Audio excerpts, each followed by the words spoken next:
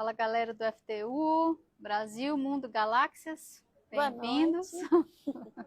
Boa noite, se você já está no Japão, já é bom dia, né? 7 da manhã, não, já é sábado, né? Já é sábado? Então, pessoal que está assistindo e acompanhando aqui o Clube da Leitura da Bíblia, deixa comentário o que você aprendeu, o que tem mudado na sua mente. Está participando com a gente aqui toda sexta-feira. Toda sexta-feira tem um ensinamento muito importante vindo direto da palavra de Deus para você. E que ninguém pode mudar. Você pode mudar qualquer coisa. Você pode mudar seu cabelo, pode trocar de roupa, mas a palavra de Deus ninguém pode mudar. Nenhuma vírgula. Nada, absolutamente. Sabia disso? E ela muda você.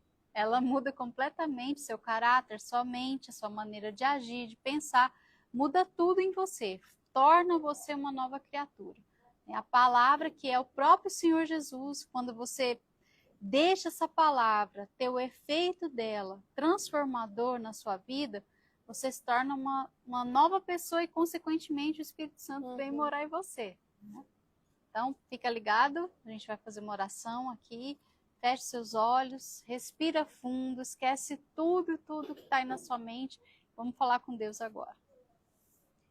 Meu Deus, meu Pai, nós te agradecemos por essa oportunidade de ter aqui a tua palavra em mãos.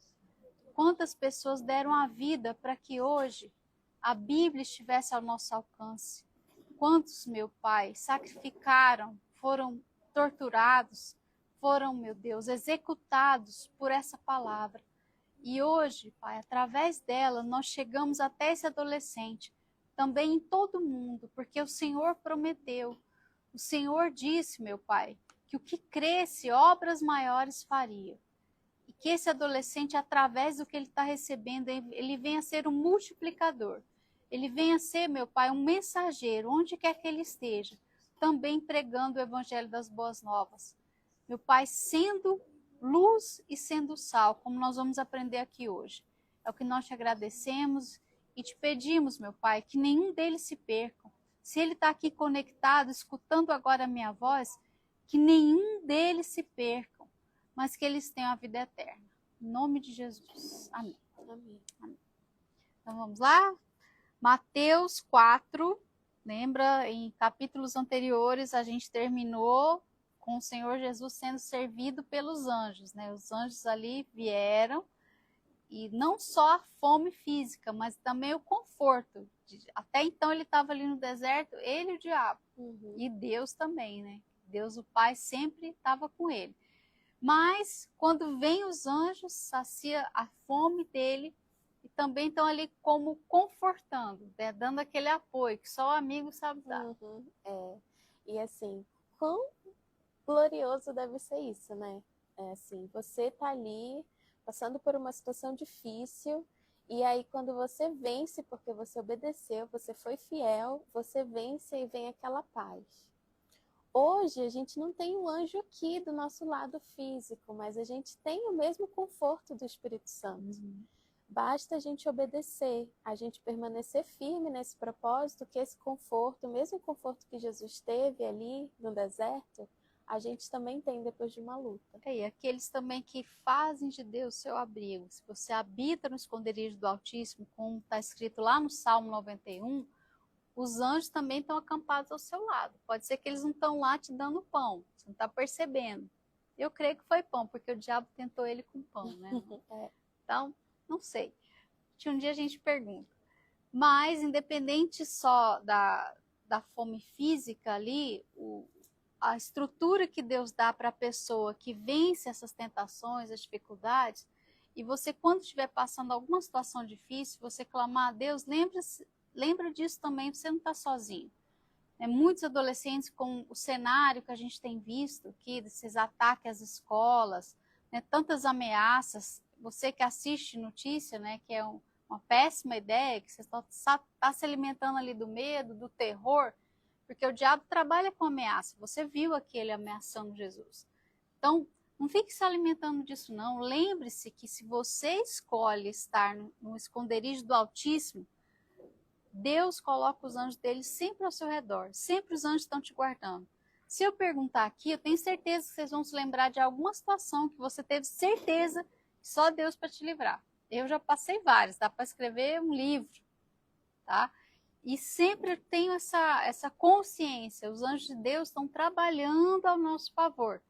Eles são mensageiros de Deus, mas eles também trabalham por nós, sabia disso? Olha só, que forte, né? Mas aqueles que escolhem fazer de Deus a sua força, o seu refúgio. Tá? Continuando aqui, então. Depois disso, quer dizer, depois que Jesus venceu a tentação, ele já estava preparado, então, para começar o seu ministério. O que é começar o ministério? Como que a gente explica isso para eles? Jesus veio com uma missão, mas por que a gente não ouve falar de Jesus antes dessa idade dele ser batizado? Porque ainda não tinha chegado o tempo. Então, não é que ele não estava fazendo nada, não, porque a gente já leu aqui que Jesus, com 12 anos, estava no templo questionando lá os sacerdotes. Então, não era que ele não estava fazendo nada, mas era que a partir de agora, ele poderia se mostrar.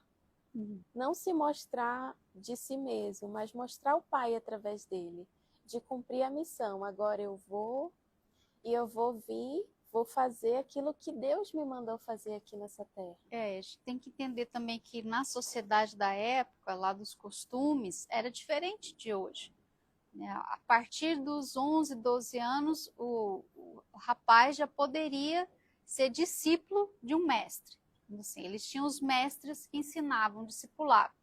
Então, lá na sociedade de Israel, tem essas fases. E como a Bíblia depois não fala mais de José, Jesus era o filho mais velho. Ele era como o arrimo de família. O que é arrimo de família? Ele era o responsável agora. O pai faleceu, ele era responsável por Maria e pelos irmãos, porque tinha vários irmãos, família numerosa. Tá? A gente já falou sobre isso antes, né? Então ele tinha ali também as suas responsabilidades. Ele não tratava de qualquer forma. Vê que sempre ele estava lá cumprindo, né? Cumprindo com tudo para não causar escândalos. Então nesse momento aqui é até interessante isso, que com 12 anos, então, ele já poderia estar como discípulo, por isso ele estava lá no templo, lendo as escrituras. Sim. Ele já sabia ler, não era todo mundo que sabia ler na época. Então, a partir daqui, com 30 anos, depois também espiritualmente ter passado lá pelo deserto, ter vencido todas as tentações, que não foram só essas 3 que nós citamos. A Bíblia fala que Jesus foi tentado em tudo. Então, você, como eu, que já viveu tentações, aquilo que eu vivi, aquilo que você viveu, Jesus também passou. Então, a partir dali, ele estava pronto, ele vencedor. Diante de Deus, diante do mundo, diante do diabo, ele venceu. Então, ele começou ali o seu ministério. Quer dizer, aquilo que Deus confiou nas mãos dele, salvar a humanidade, que não é pouca coisa, né, gente?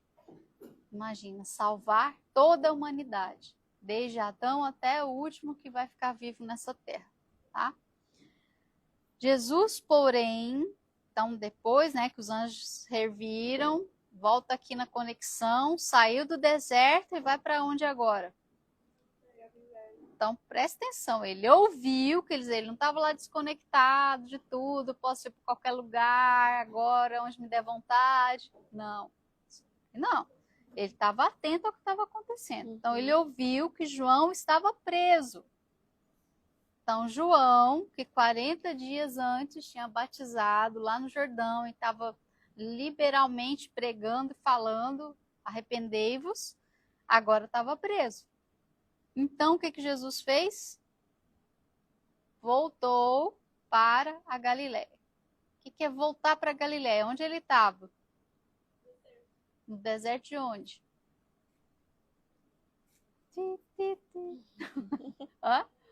Deserto da Judéia. Judéia era a parte lá que a gente falou. Judá era a parte onde estava Jerusalém. Como se fosse, se a gente fosse dividir por estado, né, ele estava em um estado, Galiléia era como outro estado.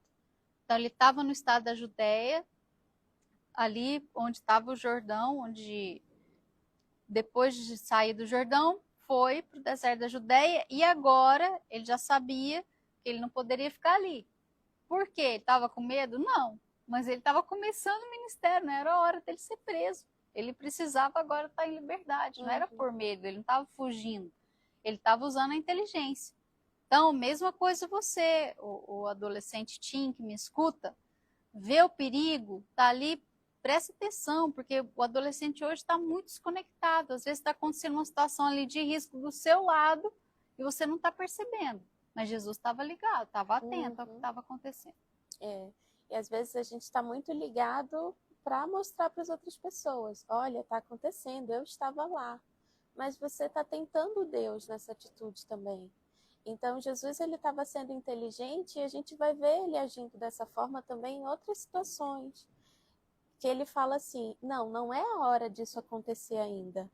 Então, como não é a hora, eu vou continuar na minha missão em outra parte. Ele não era levado nem pelo sentimento, nem por impulso, nem pelas outras pessoas. Ele não estava lá, o que mandava eu vou fazer, vou mostrar quem eu sou. Não é isso. Não. Então ele sabia exatamente o que ele tinha que fazer.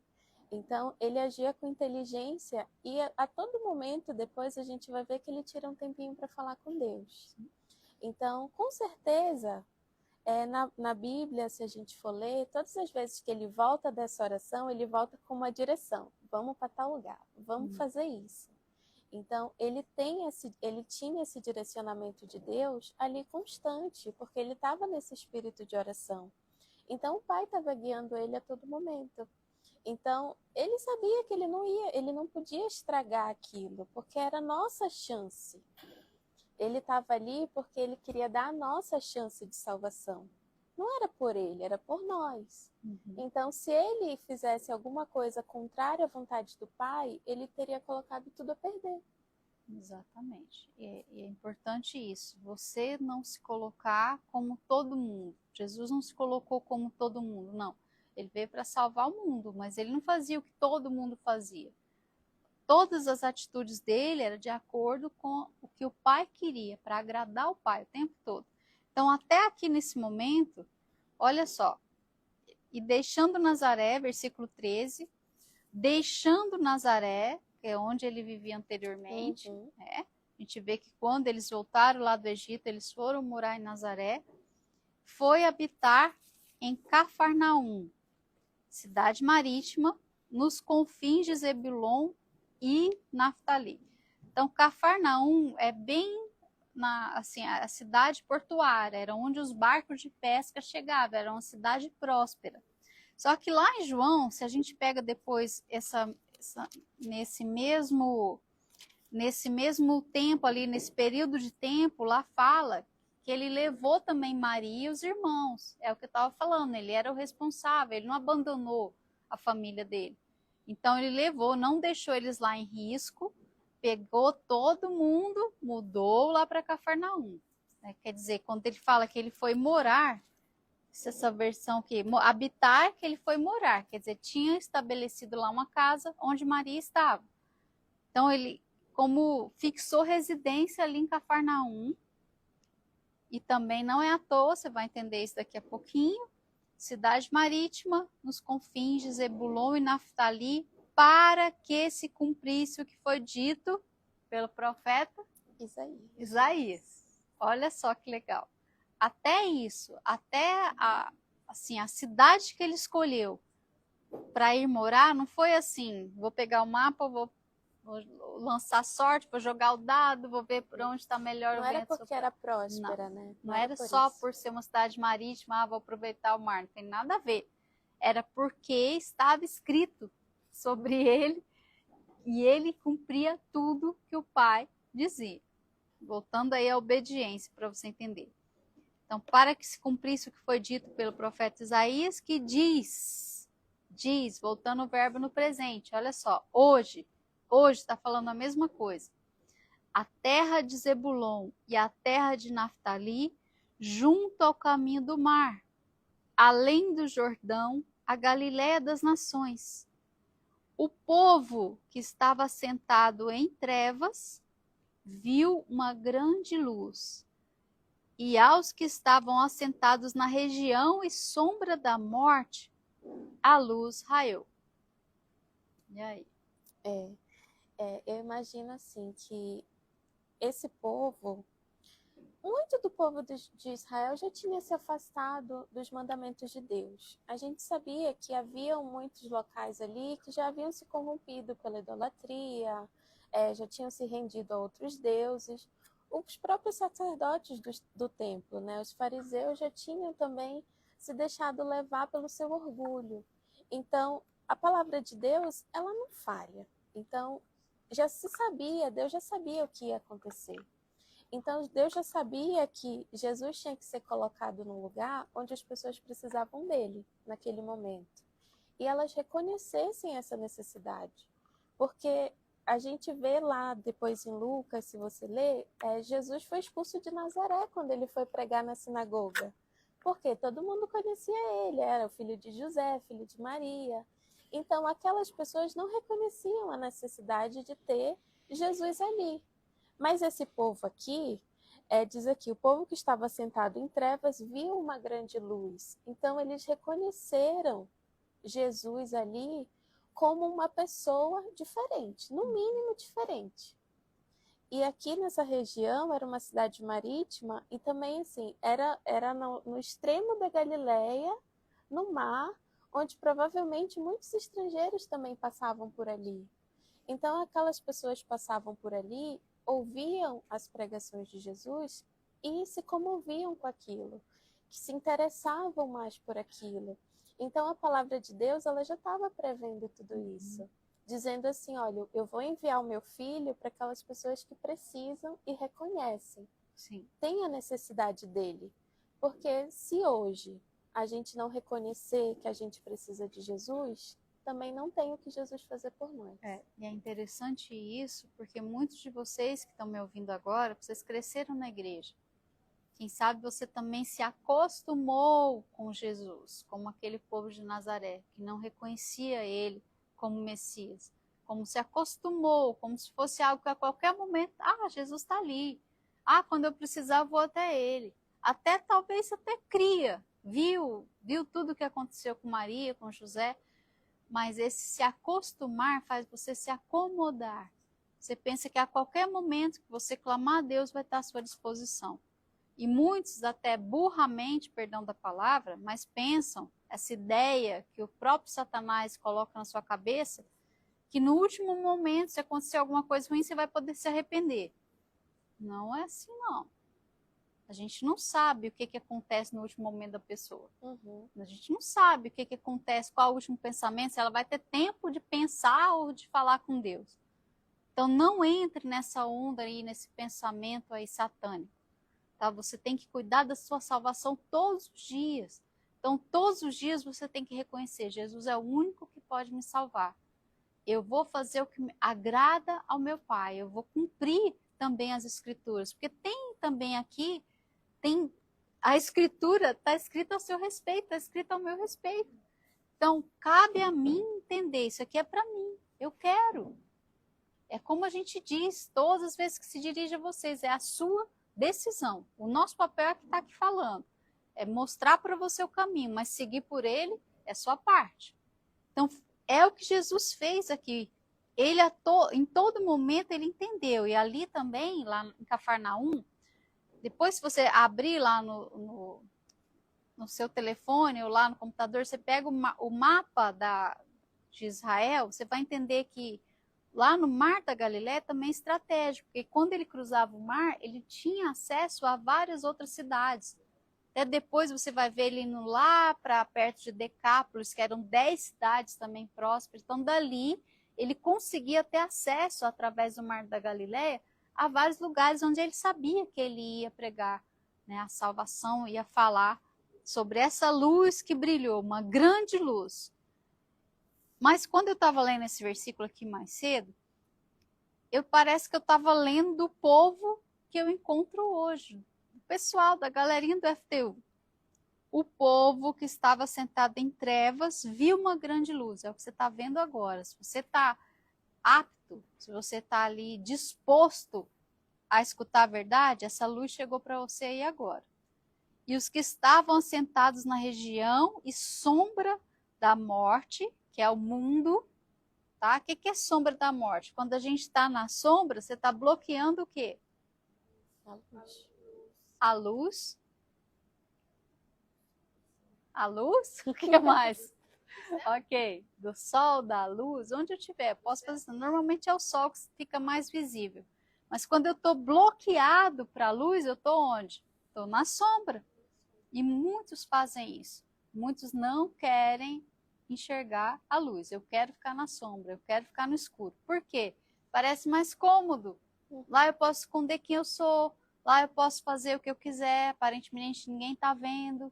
Estou na escuridão, ninguém sabe o errado que eu estou fazendo. Deus vê. Deus vê. Tanto que ele viu que esse povo já não queria mais. E a luz raiou. Quer dizer, a luz brilhou, foi visível. Não tinha mais como você dizer, não tem luz. A luz estava entre eles. E assim, a luz, ela revela tudo. Nada fica oculto na luz. Então, a pessoa que ela está nas trevas, ela fica acomodada dizendo assim, ninguém está vendo essa sujeirinha aqui. Você pode aparecer do jeito que for, ninguém vai ver, ninguém vai se importar. Porque é isso que o mundo diz. Você pode ser quem você quiser e tá tudo bem. Não importa, é a sua vontade, é a sua escolha. Mas quando a gente está na luz e quando a palavra de Deus se revela para a gente, essa luz se expande e ela mostra para a gente essa sujeira. E ninguém quer reconhecer que está sujo. Você já dormiu sem tomar banho? Quem já dormiu sem tomar banho? Aí você sai falando no outro dia, você chega lá, mãe, eu dormi sem tomar banho. Não. Fala. Vocês falam? Não, você quer esconder, não é? Porque você sabe que tá errado. Mas o cheiro não tem como você esconder. Você passa perfume, aí fica pior. Aí o cheiro do perfume com suor, aí que fica fedendo mesmo, que é evidente. Então todo mundo sabe quando está fazendo errado. Então as pessoas que estavam ali agora, brilhou para elas essa luz. Os que estavam lá na sombra da morte, quer dizer, eu estou próximo já da morte. A luz raiou para eles. E desde então, quer dizer, desde aquele momento, começou Jesus a pregar e a dizer. E o que ele falava? Arrependei-vos, porque está próximo o reino dos céus. E quem falava isso antes? João Batista. Quer dizer, não é que Jesus estava copiando agora o que João estava falando, porque João estava preso. Não. É porque o batismo com arrependimento, e essa palavra aqui, arrependei-vos, é o que traz toda a mudança. Quando a gente se arrepende, realmente não é só um sentimento, não é só remorso, não é só para não ficar de castigo, não é só para eu me livrar ali do mal feito que eu fiz. Não, o arrependimento é ter ódio do pecado, do erro que você cometeu. Não das pessoas, não de você mesmo, mas do pecado. E eu digo, eu nunca mais quero fazer isso outra vez, nunca mais isso vai me dominar. Isso é o arrependimento sincero. É eu dar as costas para o pecado e agora estar de frente para Deus, de frente para a luz. E ele disse, porque está próximo o reino dos céus. E ele está falando isso hoje para a gente. Essa mesma palavra ele está falando hoje. E mais próximo que nunca está hoje o reino dos céus. Quer dizer, tem o reino de Deus, que é o que a gente vive aqui na terra. Quando você encontra Deus aqui. O reino dos céus, que é o eterno. Que é onde nós vamos habitar com Deus para sempre ali. Com Deus, com os anjos que foram fiéis a eles, com o Senhor Jesus, com todos aqueles que hoje se tornam irmãos através do sacrifício de Jesus. Então, mais próximo que nunca está agora. E mais distante do que nunca está esse arrependimento. Porque as pessoas estão cauterizadas, sabe? Ela não quer enxergar a si mesma. E tudo te leva a isso. Todas as distrações, tudo que você vive hoje, que parece assim, é um infinito de possibilidade de você se distrair, está ao seu alcance. Então, cada vez mais a pessoa está distante de olhar para ela mesma. E como que eu vou me arrepender se eu não reconheço o pecado que eu cometi? Se eu não reconheço que eu errei, que eu estou falhando, que eu sou pecadora, que eu preciso mudar. Se quando seus pais falam, você se enche de orgulho, bate de frente. Como vai se arrepender? E a gente tem visto também, hoje em dia, muitos adolescentes nem sabendo quem são. Ah, mas eu não sei quem eu sou, porque quando eu tô com fulano eu sou de um jeito, quando eu tô com ciclano eu sou de outro jeito. Então, você às vezes está aí nessa situação que você nem consegue se enxergar quem é você. Então, se você não consegue se enxergar, como é que você vai ver aquilo que você precisa mudar? Então, o mundo está distraindo a gente e é como se estivesse guiando as pessoas numa fila. Ó, você vai para cá, você vai para cá, você vai para lá. E quando o adolescente percebe que você já está sendo levado por aquilo que talvez você nem gosta de fazer, mas porque está todo mundo fazendo, porque está na moda, você vai se deixando levar, se deixando levar. Mas enquanto você não parar e você assumir que você tem uma alma, que você tem uma vida, que você é uma pessoa, enquanto você não assumir e olhar para dentro de você, você vai sendo levado, você vai sendo levado pela onda. Então, eu já atendi adolescentes que disseram assim, eu não sei quem eu sou, eu não sei o que eu quero. Porque a gente pergunta, mas você está aqui, você não quer ser salvo? Eu acho que eu quero. Mas por quê? Porque não sabe exatamente qual o propósito de vida dessa pessoa. Ele não sabe ainda. Se deixou levar e hoje tá, o tempo passou, tá chegando na idade de decidir, tomar uma decisão, mas está perdido. Sim. E você hoje está aqui e você está sendo iluminado. Você está tendo essa luz. Você está sendo guiado para aquilo que está sendo certo. Mas é uma questão de escolha. Você pode estar aqui e pode ouvir, ou você pode estar aqui e virar as costas. Porque Jesus deixou bem claro, eu sou o caminho. Então, todas essas bandeiras, ideologia, todas as propostas que hoje vocês têm, assim, é como um leque. Né? Parece que a pessoa pode escolher ser quem ela quiser. Tá? Tem bandeira para tudo, tem ideologia para tudo, tem tudo para todo mundo exatamente para que você se sinta confortável, né? O conforto do engano. É como se tivesse assim, tem igreja para isso, tem igreja para aquilo, tem igreja para aquilo outro. Para cada pessoa que quer fazer a própria escolha, ela diz, então eu vou ali que é mais fácil, eu não preciso me confrontar. Né? Eu posso seguir pecando, eu posso seguir fazendo do meu jeito, a minha vontade, porque ali me aceitam. Ali eu sou aceito. O evangelho não é sobre ser aceito. O evangelho é você tomar a decisão de aceitar a verdade, de parar de viver uma vida de mentira, sabe? De deixar o engano. Então, o caminho é um só. Se você quer seguir o caminho, Jesus deixou bem claro aqui, o que eu preciso fazer? Me arrepender. Enquanto eu não me arrependi, eu vivia dentro da igreja fingindo ser uma pessoa que eu não era. Então pode estar acontecendo isso com você agora. E fingir não vai resolver seu problema. A partir do dia que eu tomei vergonha na cara e eu encarei a mim mesma, falei, eu sou essa pessoa aqui. Esse monstrinho aqui. Mas eu não quero monstrinho não, monstrão mesmo, horrível. Não quero mais ser essa pessoa, meu Deus, me ajuda. Eu tenho raiva de tudo de errado que eu faço. Então, eu abandonei e tomei a decisão. Agora eu vou agradar a Deus, não a mim mesma. Então, não vai atrás daquilo que te agrada, porque o que te agrada te destrói. Tá? E foram isso que os discípulos fizeram. Exatamente. Pode ler? Pode. Então, continuando lá. A vocação dos discípulos.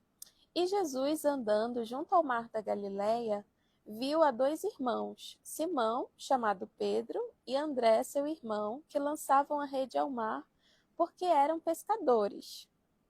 E disse-lhes, vinde após mim, e eu vos farei pescadores de homens. Então já foi o primeiro chamado de Jesus, né? Sim. Ele vê, e assim, Jesus te vê, ele te chama, ele está te chamando agora. Você tem a opção, continuar lá fazendo o que você está fazendo, ou você vir após eles. E aqui está escrito, então eles, deixando logo as redes, seguiram-no. Então não demorou, foi logo. Eles ouviram, eles não ficaram se questionando. Quem é esse aí? Quem é essa pessoa? A gente vai, mas a gente vai seguir ele para onde? Não, eles foram. Logo, e deixando logo as redes, seguiram. É interessante que nem Jesus e nem André e Pedro estavam lá sem fazer nada. Jesus estava andando junto ao mar da Galileia, não estava tomando sol, não estava deitado na areia, passeando, não. estava andando, quer dizer, ele estava procurando. Uhum. Ele estava ali procurando, ele sabia exatamente quem estava ali, quem ele ia encontrar. Então, ele estava em atitude, tendo uma atitude de fé, falando assim, eu vou encontrar hoje 2 discípulos. E Simão e André, eles estavam trabalhando. Né? Simão, a gente já falou, tinha mais ou menos 20 anos, que ele já era casado. André era mais novo, seu irmão mais novo, tinha por volta de 14, 15 anos, como vocês. Então, trabalhando, trabalho de pescador não é fácil. Não pense que é só ir lá pegar o peixinho e colocar, não. É trabalho duro, tem que ter músculo, tem que ter força. Ficava, às vezes, a noite toda sem dormir. E a maioria das vezes eles não pescavam, né? Não tinha peixe em abundância, não, para todo mundo. E eles estavam lá lançando a rede ao mar. Você acha que Jesus não viu a atitude deles? Lá já não era noite mais, porque se Jesus estava andando e viram, eles se viram, já não estava escuro. Eles seguiam insistindo em jogar a rede ao mar. Jesus vê sua atitude, Jesus vê seu esforço. Jesus vê que você é diferente, que você não é um adolescente preguiçoso. Você é esforçado, você quer dar o seu melhor em tudo que você faz. Jesus está observando isso. Uhum. E ele está te chamando também. É. E lá no 21 diz assim: E adiantando-se dali, viu outros 2 irmãos, Tiago, filho de Zebedeu, e João, seu irmão, num barco com seu pai Zebedeu, consertando as redes. Então agora tinha uma família inteira. Quer dizer, Pedro e André estavam também juntos. Olha só que legal, não estava brigando, não. Não eram 2 irmãos briguentos, ficavam lá dando murro um no outro, não. Estavam lá trabalhando juntos. Agora estão lá mais 2 irmãos com o pai, quer dizer, honrando o pai deles, né, obedientes ao pai, e que também eram adolescentes. Tiago e João eram adolescentes que ainda trabalhavam junto com o pai. Então a gente sabe que eles eram jovenzinhos também. E estavam fazendo o quê? Estavam consertando as redes. Ui! Outro trabalho complicado. É. Quem nunca viu uma rede de pesca, são várias linhazinhas que você tem que dar o nó bem firme, porque se um daqueles nós abrirem, os peixes escapam. Então, se não tiver bem feito ali o seu trabalho, vai tudo, os peixinhos vão sair tudo pelo mar afora. E aí que não vai ter peixe mesmo, né? Sim. Quer dizer, eles estavam ali com um trabalho que ninguém quer fazer, costurar a rede, que é bem complicado, ela embaraça toda hora. Talvez, não sei se você já viu isso em algum filme, ou você já viu pessoalmente, qualquer coisinha ela embola. Sabe, igual cordão de colar, as meninas sabem, não dá aqueles nó impossível é a mesma coisa. Então, eles estavam lá pacientemente consertando a rede do barco do pai deles, tá? Dedicados também. Pode seguir. E chamou-os eles, deixando imediatamente o barco e seu pai, e seguiram-no. Então também não teve tempo para pensar. Foi imediatamente. Então deixaram até o pai ali trabalhando. Mas eu imagino aqui, né? O pai olhando aquilo tudo. Provavelmente ele também creu. Porque senão teria impedido os filhos. Ele, como autoridade, naquele momento, teria impedido os filhos de ir. Sim. Esse aqui que depois também eles eram chamados de filhos do trovão, né? Mais para frente a gente vai ver Jesus chamando eles de filho do trovão. Então Zebedeu também, com certeza, se sentiu muito honrado de ver os seus filhos tendo essa atitude, sendo ali também honrando o pai e deixando imediatamente, quer dizer, sem sentimento.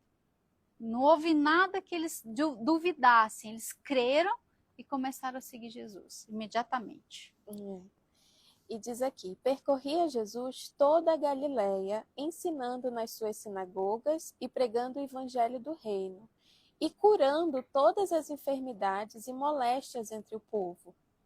E a sua fama correu por toda a Síria, e traziam-lhe todos os que padeciam, oprimidos por várias enfermidades e tormentos, os endemoniados, os lunáticos, os paralíticos, e os curava. E seguia uma grande multidão da Galiléia, de Decápolis, de Jerusalém, da Judéia e de além do Jordão. Quer dizer, se estendeu, é o que a gente falou. Ele estava numa região estratégica ali, logo após a fronteira já era a Síria.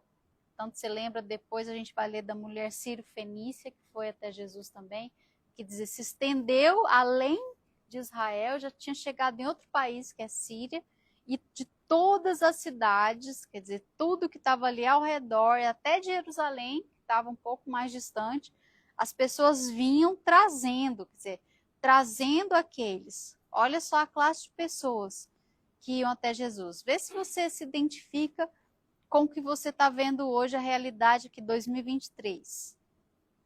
Oprimidos. Quem tem amigo com depressão aí? Tem alguém que tem amigo com depressão? Ok, que é o oprimido, é o que está deprimido, é a mesma coisa. Atormentado.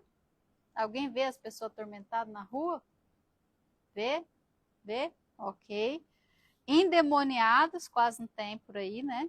Cada vez mais, aliás, até um alerta para você. Eu estava conversando ontem com uma menina da school, e ela falando que estava subindo no elevador na quarta-feira e a amiga do condomínio manifestou dentro do elevador, porque ela começou a convidar para vir para o FTU. Foi ela começar a falar, a menina manifestou. Cada vez mais você vai ver pessoas manifestadas, não é do nada não, é do tudo mesmo. Mas você vai ver isso mais frequentemente a partir de agora, a partir da sua geração.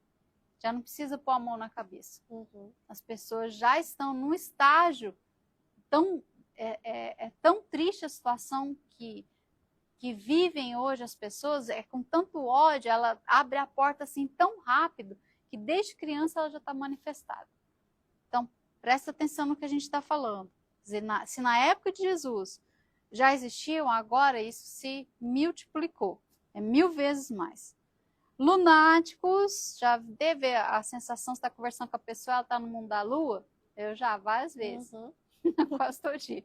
Né? A pessoa está em outro planeta, tá? A cabeça está lá no jogo que ela deixou, ela está lá naquela série que ela está viciada, ela está aqui, mas ela está lembrando o capítulo anterior que ela assistiu, e que parou e que quer estar viciada, não consegue parar de pensar mais. Tá? Esses são os lunáticos dos nossos dias. Ó, tá no mundo da lua do celular. Então é assim.